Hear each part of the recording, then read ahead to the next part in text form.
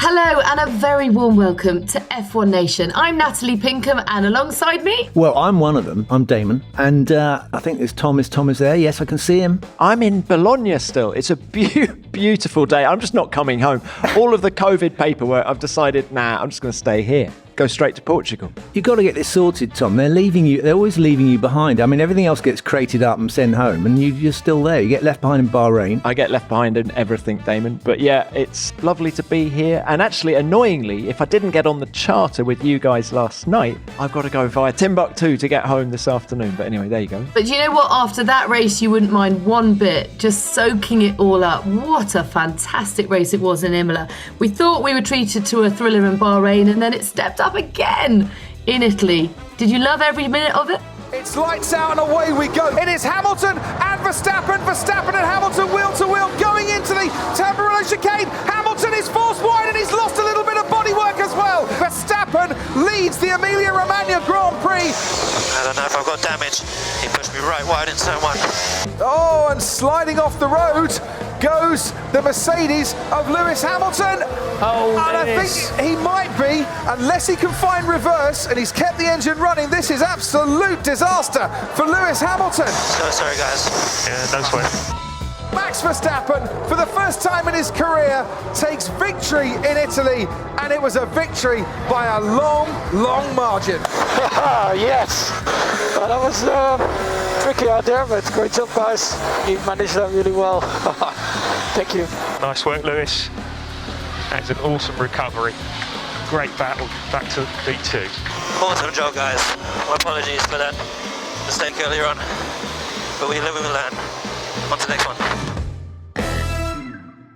I loved it. I don't want to do it down in any way because it was really exciting, but I felt it didn't have the build-up that Bahrain had. I felt with Bahrain, it was, he's getting closer to Lewis, he's getting closer, and this is the moment. You could sort of feel it coming, whereas this, I didn't know which way to look for most of the race because there was just so much going on. But it was, fantastic. And the two best drivers in Formula One finished first and second, didn't they? Isn't it the point that there was so much jeopardy and tension and anything could happen, and all these brilliantly talented drivers were making mistakes, and it was tricky conditions at a tricky circuit that you know so very well.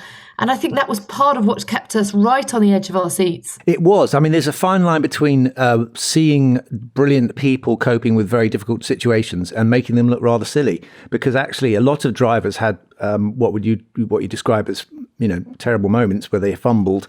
I mean, Max Verstappen, even on the restart, he very nearly lost it, didn't he? He was going sideways at Ravazza. And I was reminded of Sterling Moss who used to deliberately slide around when he was in the lead of a race to try and make people behind him feel like it was a lot slipperier than it really was. And I wonder whether that's what he was doing. But I've got a nasty feeling he actually just made a mistake, a terrible mistake. But we saw Fernando Alonso as well going to the grid and dropping the ball.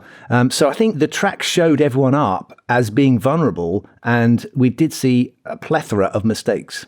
Isn't it a joy to be at a track that punishes mistakes? I mean, Bahrain, great racetrack, but Imola, all of those mistakes that we saw, we wouldn't have even noticed at a track like Bahrain because of the asphalt runoff. Whereas, running through gravel traps, denting front wings, it's old school. And actually, Perez said after he finished second in qualifying, didn't he? He said, this is a really difficult track to come to when you're joining a new team. There's so much to get your head around. And this place, mistakes are punished. You've got to run it to the edge because your team makes Max Verstappen.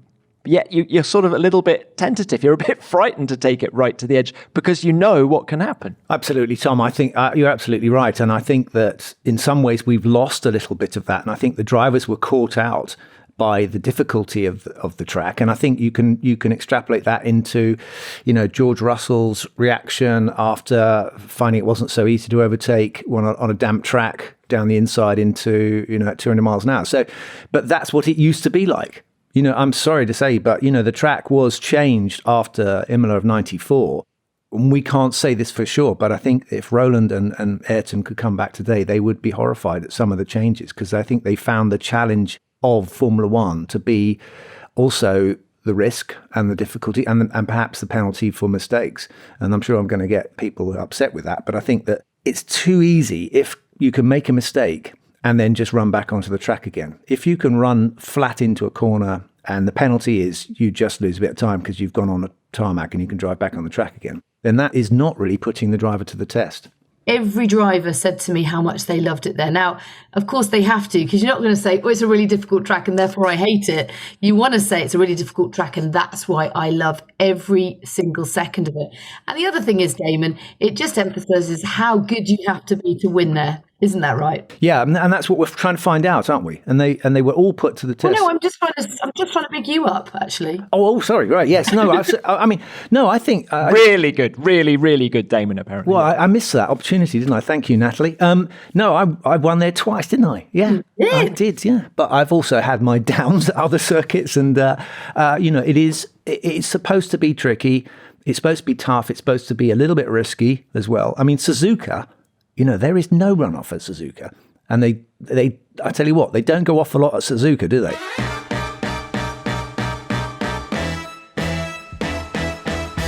One of the absolute highlights has to be the start of the race. And there was so much emphasis put on it beforehand. Obviously, before we knew they were starting on inters, we thought it would be Perez on those softs that would get the jump on Lewis from P2. But ultimately, it was Max Verstappen who had such a great start, and something that he told me afterwards he'd been practicing. But it just set it up so well for the rest of the race, didn't it? It did also set up a little bit of a crisis for Lewis Hamilton, didn't it? Because I think you're right, Natalie. I think he probably expected to be threatened more by Perez on his right, but actually it was Max who was extremely brave off the line, who actually put, it looked like a wheel right on the very edge of the track, but he kept his foot in it and got alongside Lewis going into turn one, and then forced Lewis to go around the outside. And I was watching that, and I have to say, I was thinking, Lewis, no, not there, and I think he should have conceded the corner, because I think it was quite clear that Max had the inside line, and it was inevitable that Max was going to use all the track, and Lewis had nowhere to go but over those great big rumble strips, those sausages, or the bumps that they put on the curb, and damaged his front wing, and that really put him on the back foot for the whole of the rest of the race. I saw it as a straight fight between Lewis and Max. I don't think Lewis was that concerned by Perez, because let's not forget, it was Perez's first start in a Red Bull, and it was on a damp track because he was at the back in Bahrain. So I think Perez probably had more than enough on his hands. So I think he was looking at Max, and he was already concerned because the tyre warm-up, the intermediate tyre warm-up on the Red Bull was superior to that of Mercedes. So I think he thought Max might get a run on him. Plus there's the tow, of course, as you're going down towards Tamburello. Interesting bit of needle between them after the race, because as you say, Damon, perhaps Lewis should have conceded the corner, but they were having a conversation about did they touch? And Max went, no, we didn't touch. And then Lewis went, no, we did touch. No, we didn't. Yes, we did. No, we didn't. Yes, we did. And it's all been very good tempered so far, hasn't it, between the two of them? Very respectful. But it's the first time I saw a little bit of an edge between them. And let's not forget that I think they both realised that the championship is already a straight fight between the two of them, and therefore they're going to be harder when they're racing each other than anyone else, because at least if they're racing each other and they have a crash, they take each other out.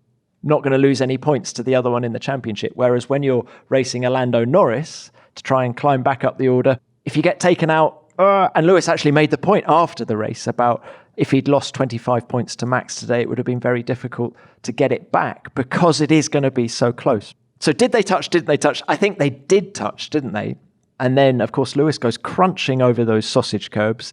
And then Max did 3 seconds. He opened 3 seconds on that opening lap as well. It's extraordinary performance. And it was extraordinary that actually Lewis, with the damaged front wing, he didn't let him get too far away. We got up to about 5 seconds, didn't it? And then he started to close in. And then we had the crucial bit of the race where they were going to make the pit stop. And it was only because Lewis had a slow-ish stop that Max managed to retain the lead. But I mean, I think that you're right. This is what we're seeing now, is just the little opening, little testy moments that are going to build over the season. They're scoring points, little points off each other. Max won that one. Not only won the race, but he won the first corner and the start.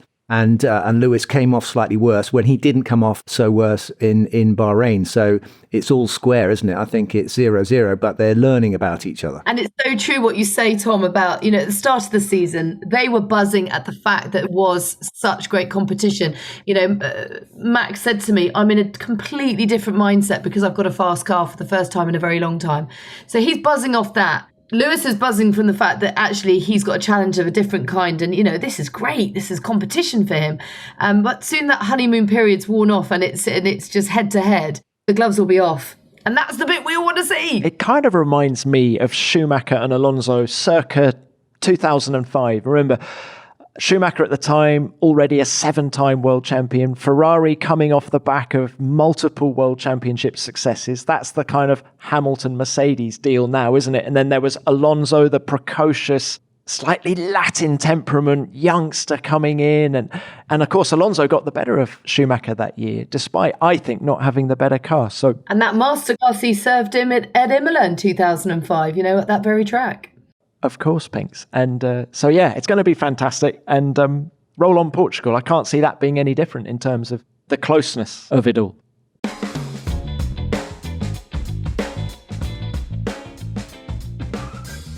Touching on some of those mistakes that were made, Alonso, Leclerc, Mick Schumacher, obviously, it's a steep learning curve for him, but he crashed warming up the tyres. Both Max and Kimi went off during the red flag restart. I mean, everywhere you looked, something was happening. I'm trying to think of a driver that didn't have a mistake. I mean, Lando Norris, he was all cut up because he'd gone over a white line. His qualifying lap got disqualified, and he was all so upset because he'd just gone a little bit too far over the curb on the exit, one of the fastest corners on the track. And that was about his only mistake I can think he made.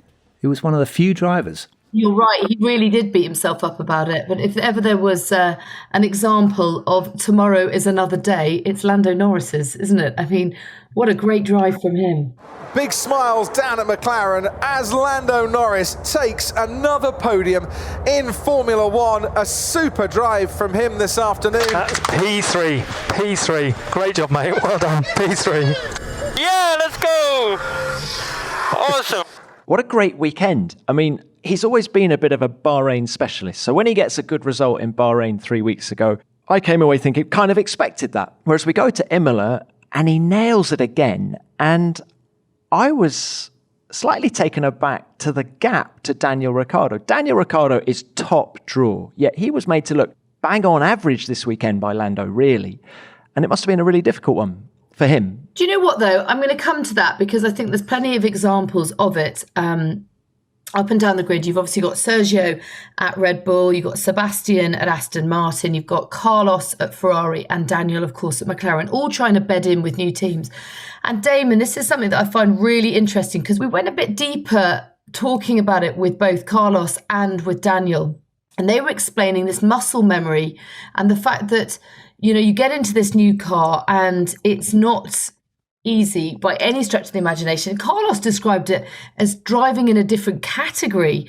And Daniel was saying, the thing is, when you get used to a car, you know where the limit is. And that takes, 4 or 5 races at least for it to become instinctive and second nature? No, that's correct. And it's just simple things like where the switches are, for example, because when you drive at that level, you need to have a certain amount of stuff being taken care of automatically, so unconsciously, and you've learned it because it's been familiar.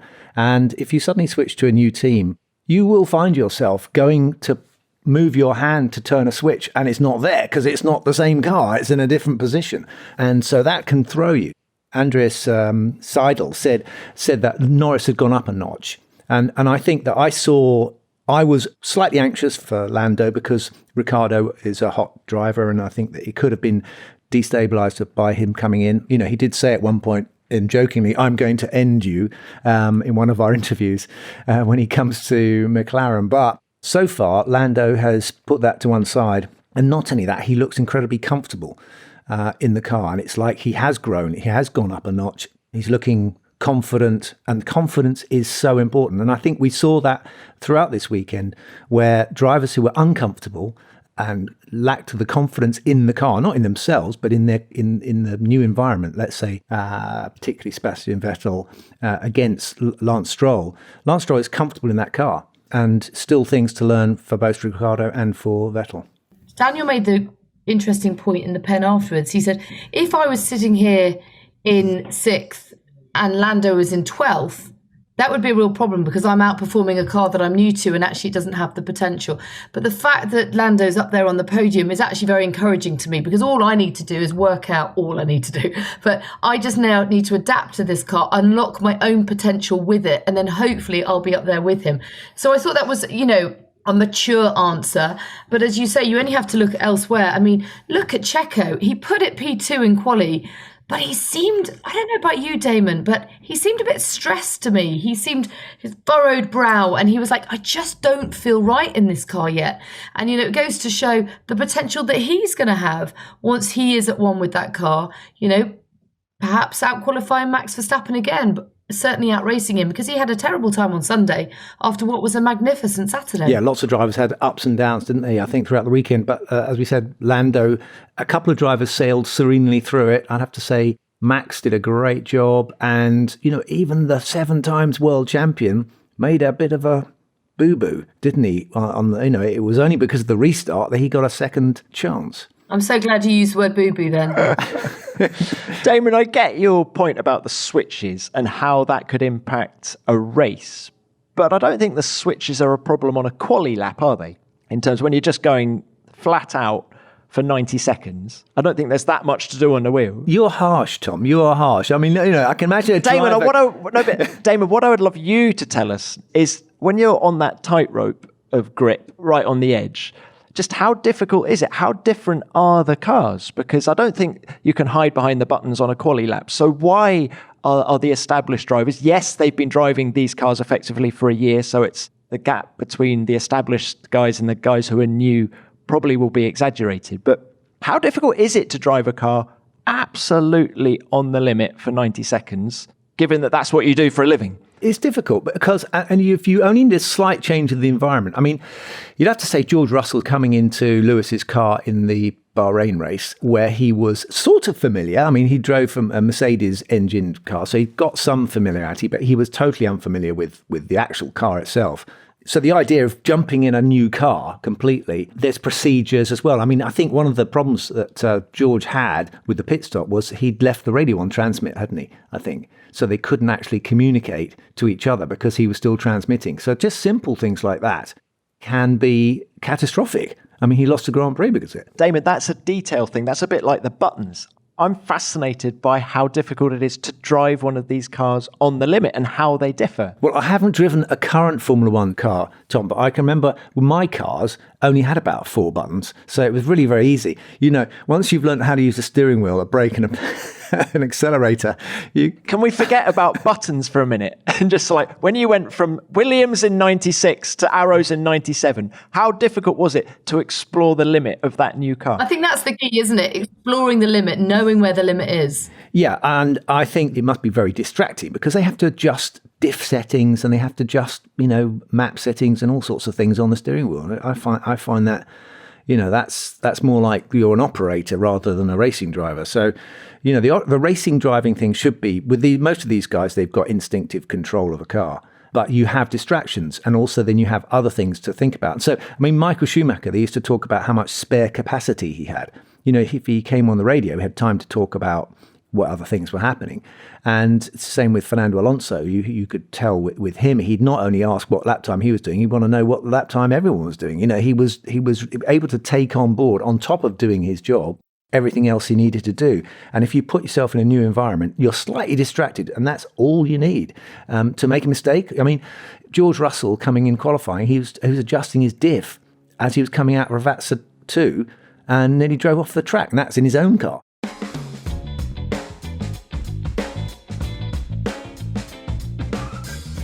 Damon, as you mentioned Ravazza, and you actually touched on it earlier, that sideways moment that Max Verstappen had just before the rolling restart, if you'd been in Charles Leclerc's car, would you have taken the lead and gone for it? Well, it's an interesting one, isn't it? Because, of course, Sergio had to give back his place. You know, he was behind the safety car. He went off at the top of Piratella, and then he tried to get his place back and was given a 10-second penalty. And I said, my argument was, well, what about the guys on the track? They overtook him. They should have got a penalty. You know? But as someone else pointed out, well, he was off the track at the time, but he recovered his position. So it would have been an interesting one, wouldn't it? Actually, you know, and it's going back on that, Leclerc suddenly accelerates, overtakes Max. And if Max regained his position before the start, then he'd get a penalty. But anyway, interesting one. We'll never know. But do you remember the old back in the 80s when they came down that after the Variante Alta and they came down towards Ravazza 1 on the warm-up lap and they all fell off? Do you remember that? Was it Prost? 1991, Prost and Berger, yeah. Prost and Berger, they all fell off they never made it to the start. Can you imagine that? Being Alain Prost in a Ferrari when there was a massive crowd. Oh, haven't quite made the start. Oh my God. Horror. That's the horror. And unsurprisingly, Alain didn't finish the season. What it shows is it's extremely difficult to drive these cars, and especially if the temperature drops. And we had drivers saying that the safety car is going too slow, and we know we've heard that before as well. You know, it is treacherous as anything, and George Russell lost it the year before, and he's had another one. You know, he's found out. He will tell you these tyres in cold conditions are tricky. It's a shame, though, isn't it, for Russell and for Williams, because they looked great there last year. They looked good there this year. They qualified well. It looked as if they could possibly get both cars in the points. You know, it really was a weekend of woulda, coulda, shoulda for so many of them. But for Williams, I really felt for them. It's the sport, Natalie. It is sport, isn't it? I mean, there are times when it's fantastic and you sometimes feel like you can't do a thing wrong. And other days you just want the ground to open up. And, you know, Lando Norris will have his bad days. Sometime this year, there's going to be a bad weekend. You just have to be so strong emotionally to take it. And that is the sport. That's the nature. That's why we pay them a lot of money to do it. And that's why we like to watch it. And you're right, Pinks. It was, despite the disappointment of 2 crashed cars, it was a massive step forward for Williams this year. I mean, they were pretty good at Imola when we were there in November, but both cars in Q2, Nicholas Latifi, big step forward, seemed so confident with the car. George Russell, 1/10 off Q3.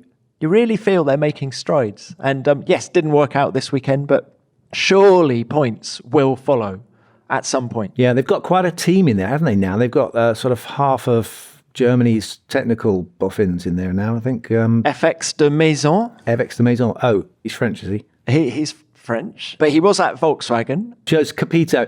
They're all Volkswagen and they're all ex-rally. Well, Willy Ramph. Do you remember Willy Ramph at Sauber? He is now at Williams as well, as a consultant. So, yeah, they're ramping it up big time. And Jenson Button, he's a driver consultant. Yeah, but he wasn't there this weekend. How senior is Jenson, do you think? Is he like, are we talking top management Jenson Button? He'd have to answer that, but I feel like he's more of a consultant, that he doesn't go to all the races, but, he's got invaluable experience that he can impart his wisdom to these 2 young drivers who are, I think on a personal level for the drivers and for the bigger picture for Williams.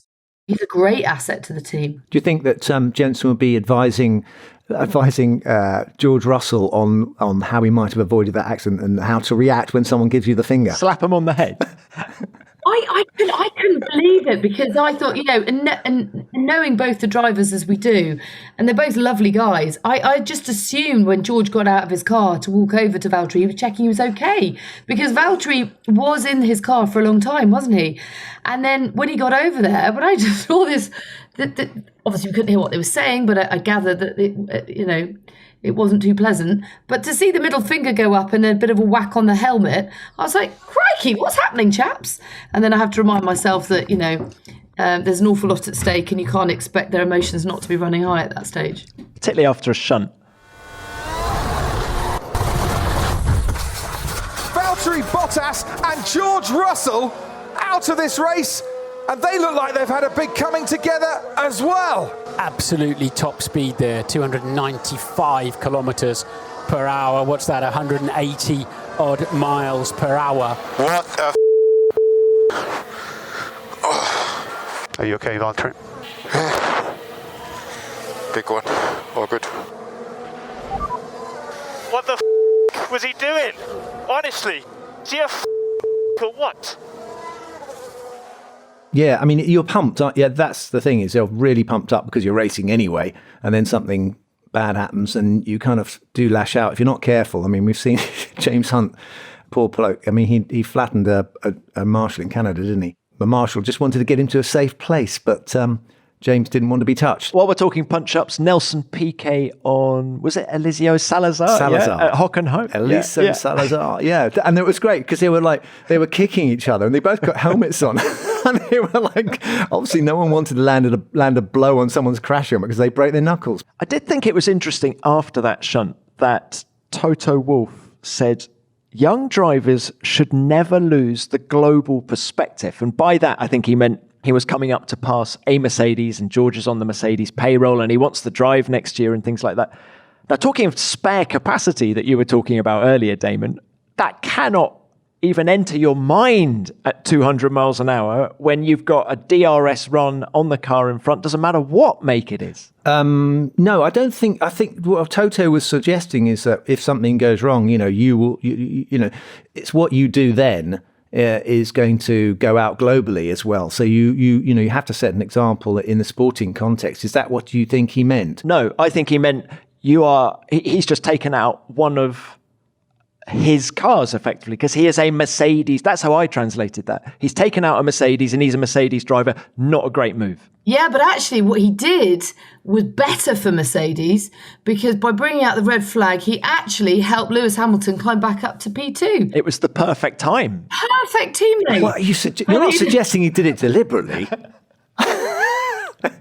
But we have seen this we have seen stuff like this in our sport. But I'm not. I'm being a bit naughty, Natalie. No, I'm not inferring that you suggested that was done deliberately. You're absolutely right. It turned out okay, didn't it, for Toto? Well, it turned out well for Lewis, didn't it? Yeah, for Lewis. Yeah. One question I've got for you, Damon, is how aware are you of who the other car is, who the other driver is? Because I thought one really interesting point that George made to me in the pen was he wouldn't have done what he did if it wasn't me. I mean, he didn't say it that explicitly, but he said it would have been different had it been someone else. Words to that effect.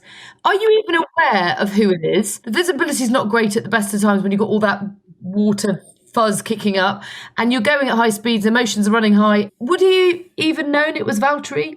I think he probably did, but I can give you an example of how in a race you overtake people and you have absolutely no idea what even, and when it's really wet, you can't even tell that there's a car there sometimes, so you can just see a light and it could be anybody. So that's my point. Valtteri wouldn't have done it deliberately, knowing it was George. In that split second, he would have thought, oh, I know what, that's George. I'm just going to dig. Valtteri would never do that. Valtteri would never do that anyway. I mean, that's just, I don't think. What does George mean? What did Valtteri do? I genuinely don't know what Valtteri did wrong. Well, he went slightly to the right, didn't he? And it forced George off onto the wet bit. And then did he? But I mean, he left George more than a car width. It's a little bit like that Spa race, isn't it? 98, where Schumacher goes in the back of Coulthard because Coulthard was on the racing line, and Michael misjudged it, and then they were very, very. I mean, Michael was. I've never seen him so cross. He went up to the garage to try and lay one on DC. I think when you have a frightening incident like that, it does sometimes turn into a bit of anger and you try to find someone to blame. But I think most of the drivers I spoke to about it afterwards who saw it concluded that George had some responsibility for it as well, because it's not only going for a pass, it was on a slightly damp track. It was always going to be tight. So you need everything to work perfectly. But the problem was he had his DRS open. And if you have your DRS open, you haven't got enough load on the rear tyres. And they just lit up on that damp patch and they collected each other. So a combination of factors. Who was it? I said it was 50-50. And, but Toto said it was maybe 60-40. So someone's got 10% of the blame. I don't know. I felt Valtteri didn't do much wrong.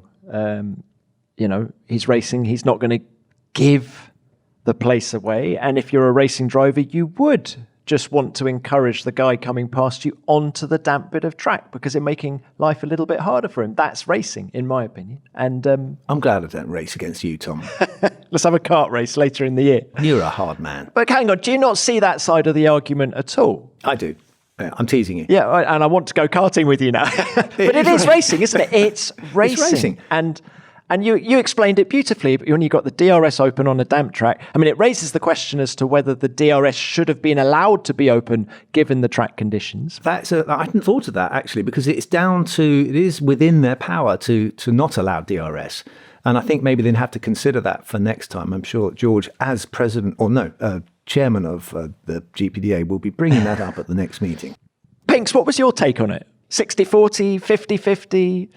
90-10, I can't remember where we all are, really. I'm so reluctant to ever apportion blame, partly because I've never driven a Formula One car, and partly because I was just so relieved that both of them were okay. I think it could have been a lot worse. I thought the Halo did a great job yet again, and I'm not saying that anyone takes that for granted, but I think both of them needed to step back and actually just go, thank God no one was hurt, because it was a big shunt. Pinks, let's say you've just got home and your husband says to you, God, what did you make of the crash, Pinks? Which is exactly what happened, actually. Okay, and what did you say? What was your opinion? Well, as you can probably hear, I'm at home now with kids thundering around on the floor above and jumping in and out of shot.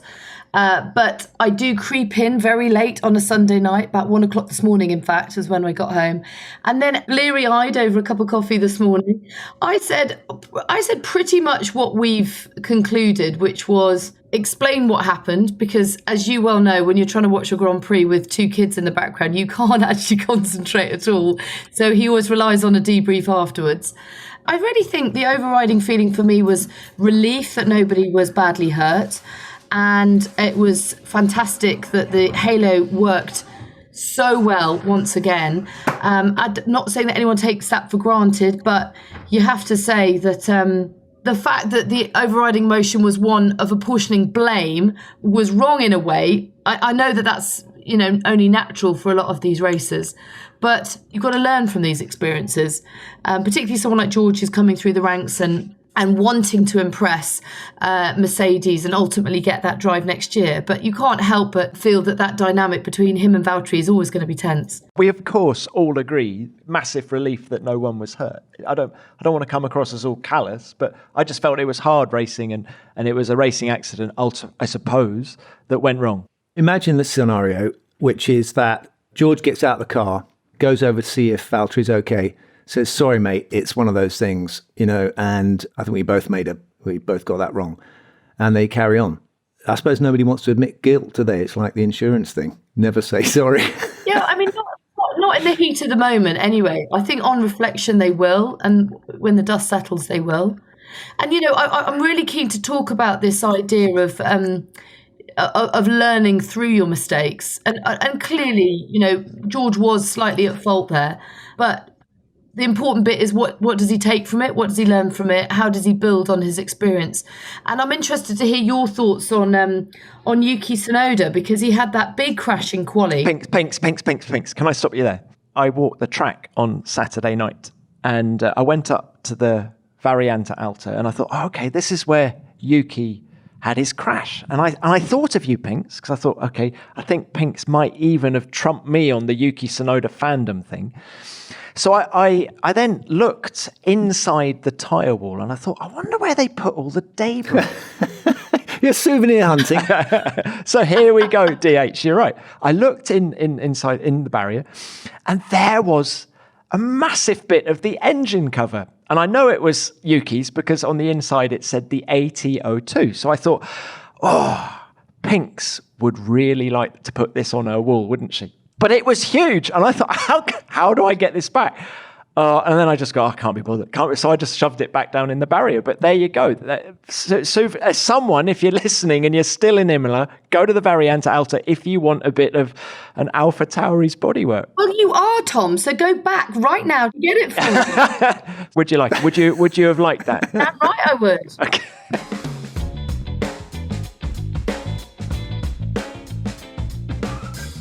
Talking of which, back to Yuki. He had an interesting weekend, didn't he? He was very, very tough on himself. And rightly so, it was really, really difficult for the team to come back from that. But he had such a storming first part of the race, making up 10 places.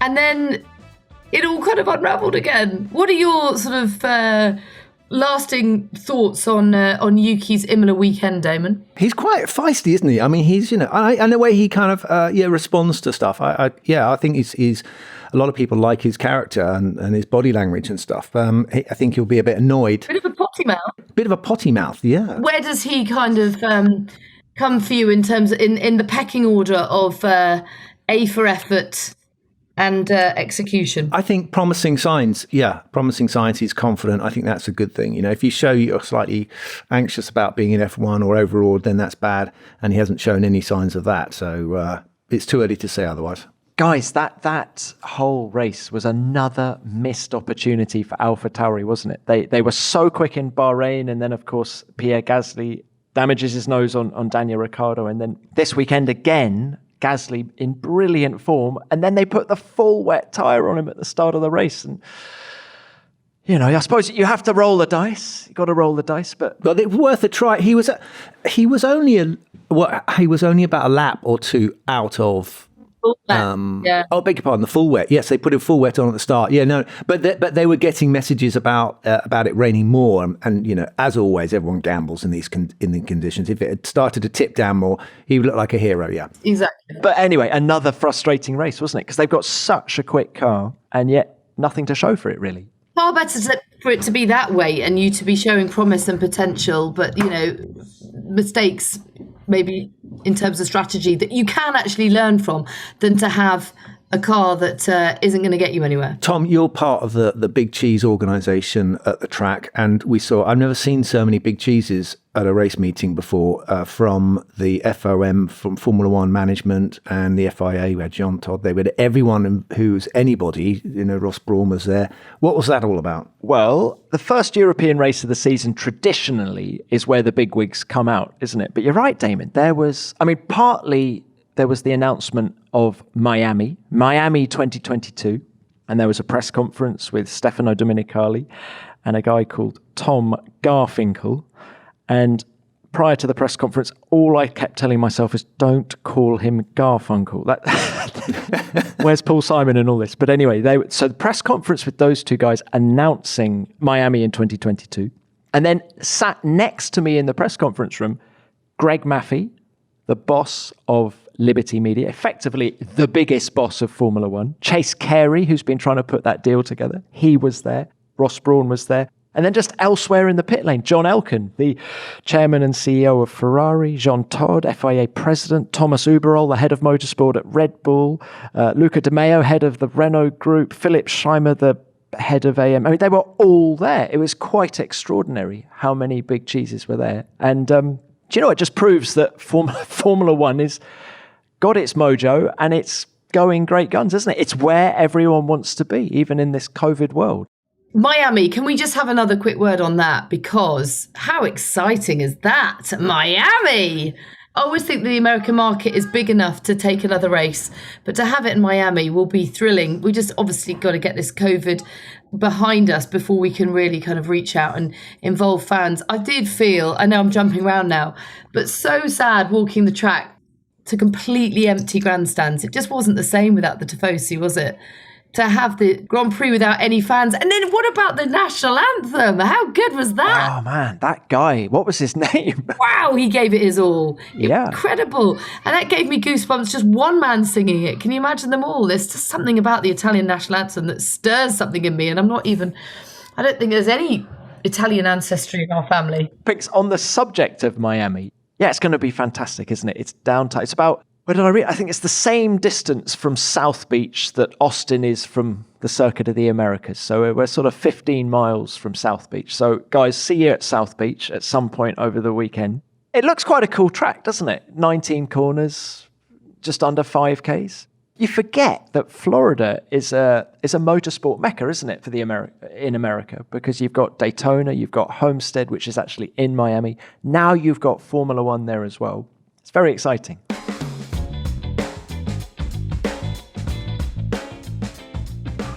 Let's move on to my favourite bit of the show. It is Ask Damon, where you guys at home fire any question you want at the champ. And I think we've got 2 for you this week, Damon. Are you ready? As ever. Born ready? Born ready. Come on then, let's fire away with the first one.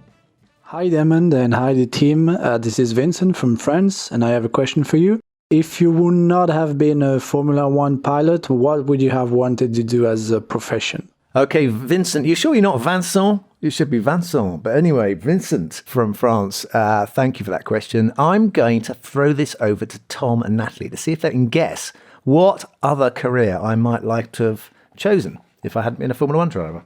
I've no doubt you would be an international surfer by day and a guitarist in a rock band by night. I mean... No better life, is there? No better life. But Damon, it's a question of want to do or could do, right? That's the difference, isn't it? Well, and I think Pinks is probably right in terms of what you wanted to do. I mean, that's true. I mean, we all fantasize, don't we, about that life of leisure and going surfing and playing in rock bands. But actually, I think now, as I got older, I have to say, I really admire people who are able to do something really worthwhile, like doctors, for example. You know, to be able to do a job where you're saving people's lives or, you know, sorting out the world's problems, I think would probably be more rewarding, satisfying. But I'm not bright enough for that, probably. I wasn't very good at Latin. So doctoring is out. So, yeah, I think I would have gone for the surfing. Yeah. I think this is a question that everybody thinks about, don't they? They find themselves doing something and it's like first choices of whatever, you know. So, Tom, you're probably doing your dream job. You are doing your dream job, aren't you, Tom? No, my dream job, Damon, would be, and actually this is something that struck me when we went surfing on the Baja last year or year before last. We were sat on the beach and I remember looking out to sea and seeing those whales breaching. And I think to be a marine biologist based on the Baja, California, that is my dream job. Well, I always thought I'd follow in the footsteps of my mum as a barrister. I'd like to be a human rights lawyer. I always think that sounds quite cool, although there's a lot of reading required in that. If I could do my dream job in telly, well, you know, obviously I already am doing it in Formula One, but I've always wanted to bring back Challenge Annika. Challenge Nat. They've got helicopters. How cool would that be? We could have Challenge Pinks, but in a Formula One context. Yes. Okay. Merci beaucoup, Vincent. And another question for Damon, please. Hi, Damon. It's Paul from Canada. If you had to pick one, which is your favorite circuit you've raced at and why? Oh, it's Montreal, isn't it? I mean, it's easy. You know, I mean, what can you say? Canadians are so polite. I've got to pay them back in some way. But joking apart, I mean, obviously Canada is a good track. It doesn't look like it should be a great track because it's made up of not very demanding corners, it appears. But actually, it's one of the toughest tracks, a bit like Imola, very easy to make a mistake on. And I think it punishes mistakes. And that's what you really should have in this sport, I think. So I do remember winning there, and I've had some good races and some bad races. I've crashed into the wall of champions. So that's a good event apart from anything else. So it's being in a track that's close to a vibrant city like Montreal is good for our sport. We like that. And but actually, in terms of driving, I would say Suzuka is the one that most intimidated me when I first went there. Was the most difficult one to learn, but I had some of my best races, if not my best ever race, in Suzuka. So I have to, I think, say Suzuka. For me, do you know, when you think of tracks, I always think of the ones, Nat, I don't know whether you agree, but the ones beginning with M. I love Melbourne, Monaco, Montreal. Monza. Spa.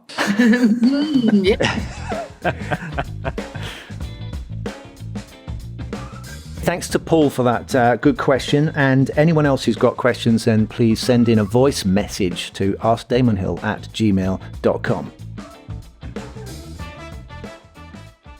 All right, guys, we're almost done. Is there any other business that we haven't covered? Gentlemen, I'd love a quick word on Ferrari. It feels as if there is a real spring in the step of the Scuderia. For the first time in a long time, you know, we're seeing great performance. I know we saw it last year in quali, particularly from Charles Leclerc, but you're seeing Carlos Sainz speak with real passion and conviction about their future and definite performance gains made with both cars.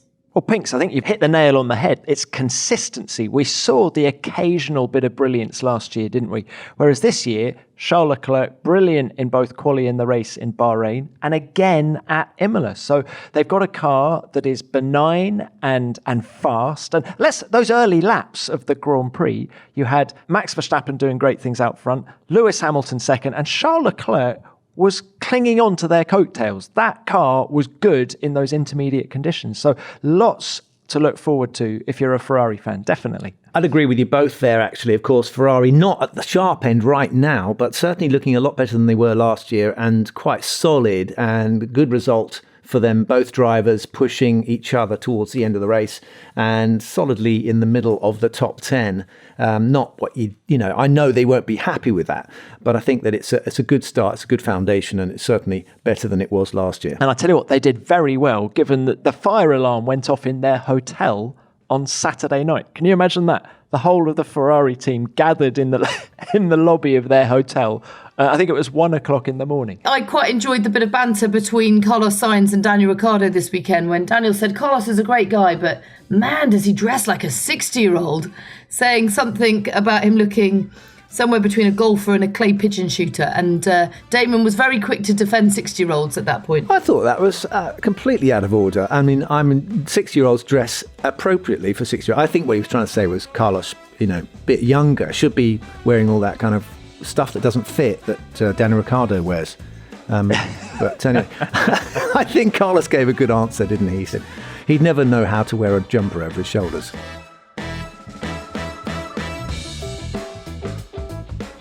Well, thank you for your time, guys. I wanted to actually draw it out a bit longer because we're quarantining at the moment and therefore quite bored. So that's really our week done, isn't it, Damon? We're just sort of sitting on Zoom calls and playing in the garden. Yeah, just in time for the good weather, and just as England is coming out of lockdown, we're going back into lockdown. F1 Nation is produced by F1 in association with Audioboom. Don't forget to press follow on your favourite podcast app. We will be back next week with another great show after a week of lockdown, and it's going to be a great show next week because we've got nothing else to think about for the next 7 days. See you all next week. Arrivederci. Ciao.